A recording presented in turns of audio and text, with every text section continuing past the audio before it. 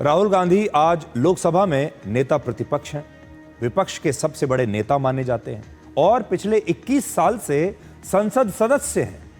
ऐसे में इस देश की जनता उनसे यह जरूर उम्मीद रखती है कि वो अपना हर बयान पूरे होमवर्क के साथ, पूरी जिम्मेदारी के साथ और तथ्यों के साथ देंगे। पिछले 8 वर्षों में लगभग हर साल राहुल गांधी ने कम से कम एक बयान ऐसा जरूर दिया है, साल में एक, अगर उसका औसत निकालें, जो बाद में झूठा साबित हुआ। और जब मामला सुप्रीम कोर्ट में पहुंचा तो वहां से भी उन्हें सिर्फ फटकार मिली। राहुल गांधी के साथ यह पहली बार नहीं हुआ जब उन्होंने बिना सबूतों के आधार पर कोई बड़ा आरोप लगा दिया हो और फिर मीडिया से शिकायत करते हैं कि मीडिया हमारे आरोप को चलाता नहीं, मीडिया सवाल नहीं पूछता। अब हम आपको राहुल गांधी के ऐसे दूसरे झूठे बयानों की पूरी क्रमवार जानकारी, अंग्रेजी में जिसे क्रोनोलॉजी कहते हैं, वो बताते हैं। आज मैं उन बयानों के कुछ सबूत लेकर आया हूं, क्योंकि राहुल गांधी को सबूत मांगने का बहुत शौक है, तो उनके सामने सबूत भी रख देते हैं। तो देखिए, इसी साल अप्रैल में सुप्रीम कोर्ट ने वीर सावरकर के अपमान के मामले में राहुल गांधी से कहा था कि स्वतंत्रता सेनानियों के साथ आपका इस तरह का व्यवहार ठीक नहीं है। तब भी सुप्रीम कोर्ट से उन्हें यह नसीहत मिली वीर सावरकर के मामले में। और धीरे धीरे इलाहाबाद हाई कोर्ट ने जो चीन के मामले में कहा था वो मैं आपको बता चुका हूं। वीर सावरकर के मामले में अभी आपको मैं बता रहा हूं। और सुप्रीम कोर्ट ने कहा, is this the way you treat freedom fighters? ऐसा सुप्रीम कोर्ट ने वीर सावरकर के मामले में कहा। फिर और पीछे चलिए, अगस्त 2023 में मोदी सरनेम के मामले में सुप्रीम कोर्ट ने राहुल गांधी से कहा था कि आप सार्वजनिक जीवन में हैं और सार्वजनिक जीवन में किसी भी व्यक्ति को अपने भाषण के दौरान सावधानी से शब्दों का चयन करना चाहिए। मार्च 2023 में इसी मामले में सूरत की अदालत में चीफ जुडिशियल मजिस्ट्रेट ने कहा था कि सुप्रीम कोर्ट राहुल गांधी को सुझाव पहले भी दे चुका है कि सावधानी से बयान दें, शब्दों का चयन ठीक से करें, क्योंकि सांसद होने की वजह से उनके बयानों का व्यापक असर होता है, इसलिए उनका यह अपराध और भी गंभीर है। आपको याद होगा, उन्होंने मोदी सरनेम के बारे में एक आपत्तिजनक टिप्पणी की थी, जिसके बारे में अदालत ने राहुल गांधी को दोषी पाया था, 2 साल की सजा सुनाई थी और इसी मामले में उन्हें अपनी लोकसभा की सदस्यता भी छोड़नी पड़ी थी, अपना मकान भी छोड़ना पड़ा था। आपको याद होगा, जब सरकारी बंगला उन्होंने खाली किया था, इसी मामले में किया था। इसमें वो दोषी पाए गए। फिर रफाल और चौकीदार चोर है जो उन्होंने बयान दिया था, इस मामले में भी सुप्रीम कोर्ट की टिप्पणी को मिसकोट करने के आरोप में राहुल गांधी को बाद में सुप्रीम कोर्ट से माफी मांगनी पड़ी थी। और आपको याद होगा, उन्होंने बहुत बड़े जोर शोर से यह नारा दिया था कि चौकीदार चोर है और रफाल की डील में गड़बड़ी हुई है। सुप्रीम कोर्ट ने जांच करा के देख लिया, कुछ नहीं निकला और यह पता चला कि राहुल गांधी ने बिना किसी आधार पर यह जुमला कह दिया कि चौकीदार चोर है, जबकि इसका कोई आधार नहीं। जुलाई 2016 में और पीछे जाइए, महात्मा गांधी की हत्या को आरएसएस से जोड़ने के बयान पर भी सुप्रीम कोर्ट ने राहुल गांधी को तब चेतावनी दी थी। ये तो सारी पुरानी बातें हैं। अब आपको आज के दौर में लेकर आते हैं। अभी सिर्फ 2 दिन पहले राहुल गांधी ने देश के पूर्व वित्त मंत्री अरुण जेटली के बारे में कहा कि अरुण जेटली ने कृषि कानूनों का विरोध करने के मामले पर राहुल गांधी को धमकाया था और यह कहा था कि अगर उन्होंने कृषि कानून के मामले में विरोध जारी रखा तो सरकार को उनके खिलाफ कार्रवाई करनी पड़ेगी। यह धमकाने के लिए अरुण जेटली राहुल गांधी को मिलने के लिए आए थे। अब अरुण जेटली इस दुनिया में नहीं है। आज वो अपना बचाव नहीं कर सकते।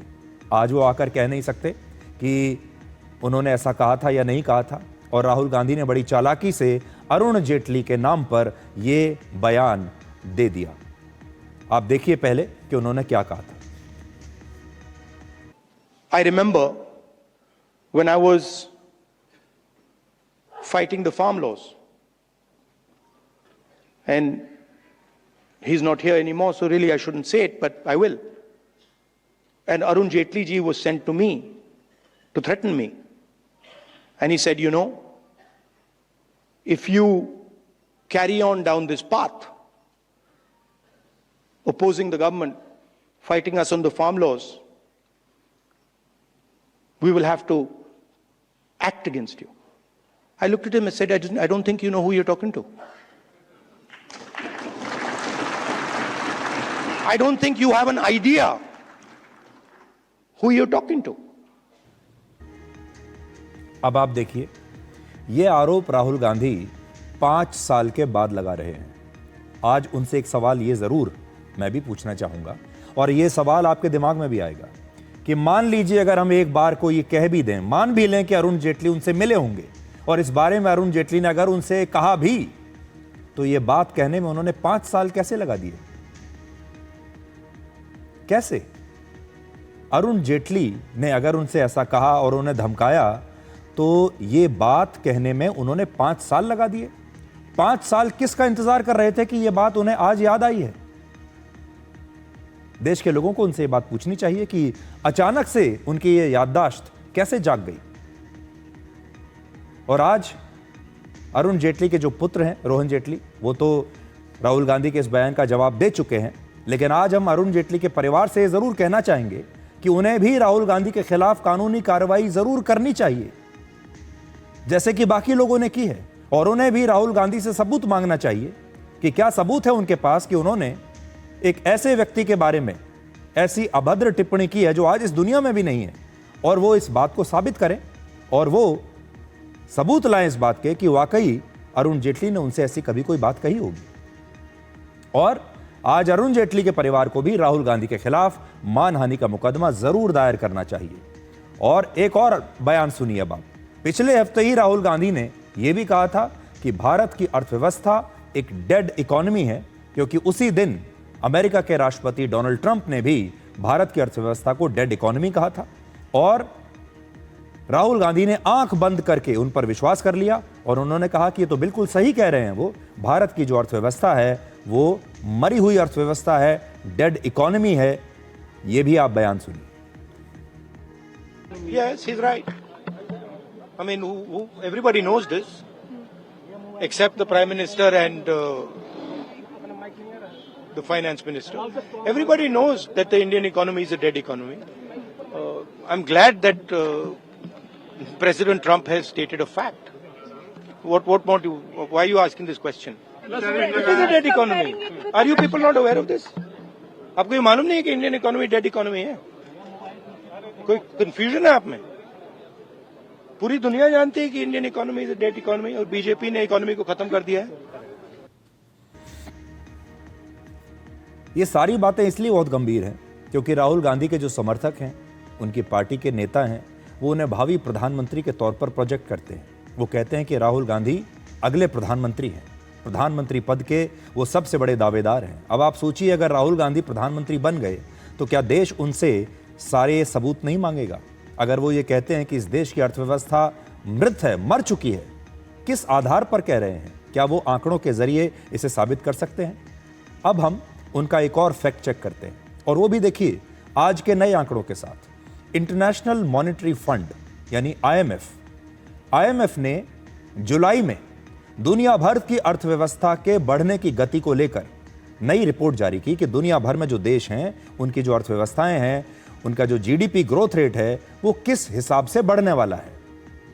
तो वर्ष 2024 में भारत की अर्थव्यवस्था दुनिया में सबसे तेजी से बढ़ी थी।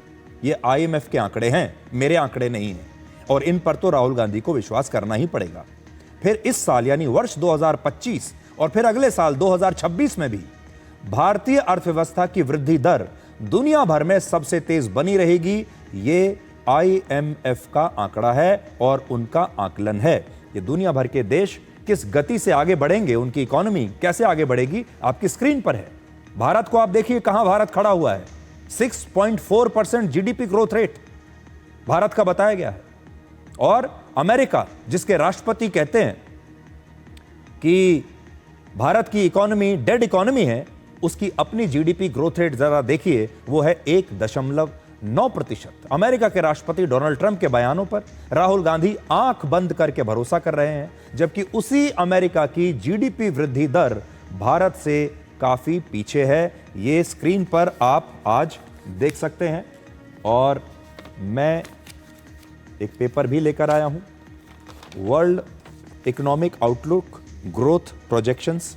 ये वो पेपर है जिसका एक आंकड़ा अभी मैंने आपकी स्क्रीन पर दिखाया था, और इसमें देखिए साफ साफ लिखा हुआ है 2024 में यूनाइटेड स्टेट्स की जो जीडीपी ग्रोथ रेट है वो थी 2.8%, 2025 में अनुमान है 1.9% और 2026 में है 2%। और भारत 2024 में 6.5%, 2025 में 6.4% और 2026 में अनुमान है 6.4% की जीडीपी ग्रोथ रेट के साथ भारत बढ़ता रहेगा। और दुनिया भर की जो बड़ी इकोनॉमीज हैं, बड़े बड़े जो देश हैं, उनकी सूची मेरे पास है, उसमें सबसे ज्यादा जीडीपी ग्रोथ रेट भारत का है।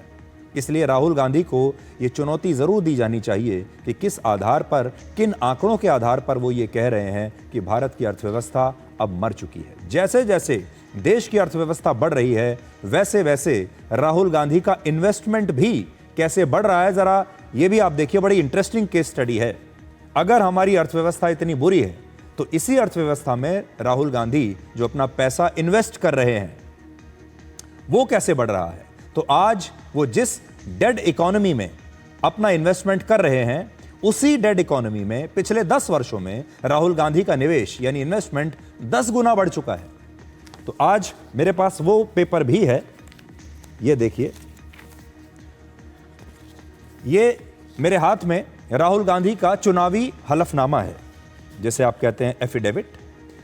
इसके मुताबिक 2014 में राहुल गांधी का बॉन्ड्स में, डिबेंचर्स में, म्यूचुअल फंड्स में और शेयर्स में 83 लाख रुपए का निवेश था, और 2024 में यह निवेश बढ़कर 83 लाख से 8 करोड़ से ज्यादा का हो गया। और मैं आपको बता रहा हूं, देखिए 2014 में उन्होंने बताया 83,18,153 रुपए उन्होंने लगाए हुए हैं, इन्वेस्ट किए हैं। और अब मैं अगर उनका यही 83 लाख कहां पहुंच गए, ये 83 लाख आज 8 करोड़ 32 लाख हो चुके हैं। डेड इकोनॉमी में देखिए राहुल गांधी का पैसा कैसे बढ़ रहा है। 10 वर्षों में राहुल गांधी का निवेश लगभग 10 गुना बढ़ गया। निश्चित रूप से राहुल गांधी ने अपना निवेश भी बढ़ाया होगा और उन्हें कई शेयर्स और म्यूचुअल फंड्स में भी अच्छा रिटर्न मिला होगा, मैं ये बात मानता हूं।